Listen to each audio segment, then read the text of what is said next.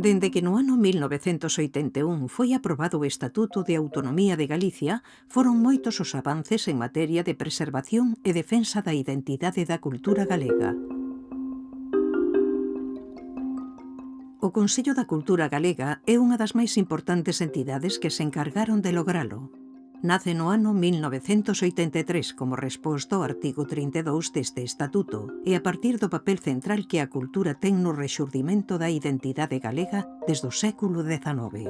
O importante destacar é que foi unha decisión dos redactores do Estatuto de Autonomía e dos que aprobaron tanto en primeira fase no Congreso dos Diputados, que despois deu lugar ao Estatuto do Aldraxe, como na revisión que se fixo nos pactos do Hostal, a decisión de crear un Fondo Cultural Galego e un Consello de Cultura Galega permaneceu, de modo que a súa orixe é claramente estatutaria. Dende fai xa 40 anos, o Consello da Cultura Galega ven realizando traballos de análise e preservación dos valores culturais galegos, de asesoramento institucional e de proxección exterior da cultura galega. Tal e como está marcado na propia lei, debe actuar en defensa e promoción dos valores culturais do pobo galego, tales como a lingua, o territorio, o patrimonio histórico, videográfico, monumental e natural.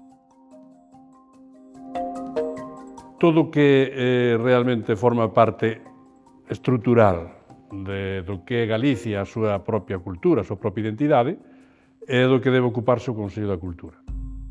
O Consello da Cultura Galega ten personalidade xurídica propia e plena autonomía para o cumprimento dos seus fins. Goza de total independencia orgánica e funcional e actúa con independencia e obxectividade respecto dos poderes da comunidade autónoma e da súa administración. A súa composición ten forma de árbore, cun núcleo fundamental constituído polo plenario, integrado por 15 membros de institucións representativas da cultura galega, xunto con 10 personalidades destacadas e moi diversos campos. Ao redor desta árbore esténdese unha amplia rede formada polas persoas que forman parte das seccións e comisións do Consello da Cultura, ampliando esta base social e de representación. O funcionamento do Consello organízase a través do plenario, presidencia, comisión executiva, comisións, seccións e arquivo. Plenario. É o máximo órgano de goberno do Consello da Cultura Galega e está integrado pola totalidade dos seus conselleiros e conselleiras. Presidencia. Dende o ano 2018, encabezada por Rosario Álvarez Blanco, a primeira muller presidenta do Consello. Os seus antecesores foron Ramón Villares, Alfonso Zulueta, Carlos Casares, Xosé Filgueira Valverde e Ramón Piñeiro. Comisión Executiva. É un dos órganos de goberno do Consello. Ten un máximo de 7 compoñentes formado por presidencia, vicepresidencia, secretaría e os membros que para tal efecto sexan elixidos. Comisións son órganos que teñen como obxecto o estudo de cuestións concretas e determinadas. Hai comisións técnicas, que son aqueles órganos permanentes de apoio dependentes dun arquivo, e tamén hai comisións temporais. Seccións son órganos permanentes do Consello da Cultura Galega encargados de levar a cabo estudos en relación cun ámbito concreto de actuación. Arquivos son centros para o estudo, documentación e recuperación da memoria cultural galega. O Consello da Cultura Galega desenvolve actividades dunha natureza moi diversa que van dende formatos máis convencionais, como xornadas, simposios e informes, ata eventos dunha longa tradición anual, como os encontros de normalización lingüística ou o Día das Letras Galegas.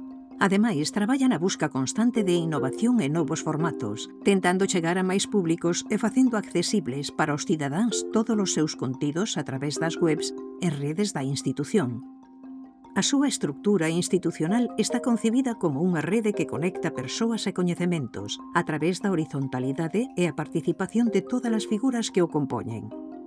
O Consello está estructurado en seccións e comisións que neste momento reúnen aproximadamente máis de 150 persoas expertas nos máis diversos ámbitos da cultura e que son as que, a partir do seu coñecemento dese campo, formulan propostas de diferentes actividades que son aprobadas pola Comisión Executiva para levar a cabo, tamén polo Plen da institución. A través desa rede de expertos e o contacto continuo coa sociedade, o Consello busca detectar as novas necesidades, intereses e problemáticas culturais O obxectivo é atopar respostas, abrir camiños ou abrir debates ao redor dos continuos cambios da cultura de Galicia e como poden ser afrontados e aproveitados. Este dinamismo horizontal, capilar, creo que é unha das singularidades da institución. Nos decimos sempre que a casa de todos e de todas, porque así debe ser, e porque así tamén nos esforzamos nós en que sexa, non?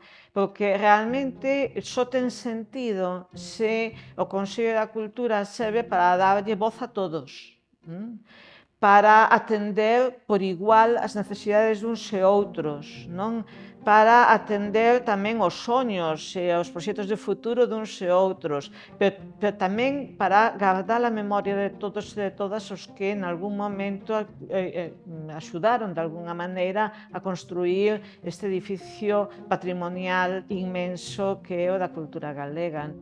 Actualmente, un dos grandes retos aos que se enfrenta o Consello da Cultura Galega é a diversificación do seu público, a través da proposta de actividades que cheguen a diversas xeracións e que acaden unha maior proxección territorial e xeográfica. En maio e xuño dise ano non había nin nacer a ningún cativo. A acción exterior do Consello da Cultura Galega desde a súa creación concentrouse en promover a presenza de Galicia en moitos países do mundo a través de convenios, exposicións, recuperación documental e congresos. Esta labor é posible levala a cabo grazas á actuación de distintos axentes como as Comisións de Acción Exterior, a Axenda Internacional e Institucional da Presidencia ou o Arquivo de Emigración Galega. Cando a nós se nos encomenda a defensa e a promoción dos valores culturais do pobo galego, díxenos que o fagamos dentro e fora de Galicia.